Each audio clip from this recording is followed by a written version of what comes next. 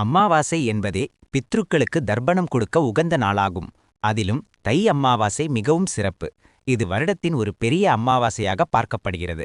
அதனால் நம் முன்னோர்களுக்கு அதிகபட்சமாக 3 தலைமுறை வரை தெரிந்து வைத்திருப்போம். அதற்கு மேல் பெரும்பாலும் யாருக்கும் பெயர் மற்றும் இறந்த தேதியெல்லாம் தெரியாது. ஆனால் அவர்கள்தான் நம் குடும்பத்தை வழிகாட்டி வரும் பெரிய ஆபத்திலிருந்து தடுத்து நமக்கு துணை இருப்பவர்கள். அதனால் 10 ரூபாய் கொடுத்து இந்த ஒரு பொருளை வாங்கி அவர்கள் அருளையும் ஆசியையும் பெறுங்கள். இந்த ஒரு பொருள் மூலம் அவர்கள் மேலும் நம்மை பல தலைமுறையாக இருந்து காப்பார்கள். தை அமாவாசை தினத்தன்று கடைக்கு சென்று 10 ரூபாய் கொடுத்து கருப்பு எல் வாங்கிக் கொள்ளுங்கள். ஏனென்றால் தர்ப்பணம் கொடுப்பதற்கு மிக முக்கியமான ஒரு பொருள் இந்த கருப்பு எல்தான். ஆறுகளுக்கு செல்ல முடியாதவர்கள் வீட்டிலிருந்து கூட தர்ப்பணம் கொடுக்கலாம்.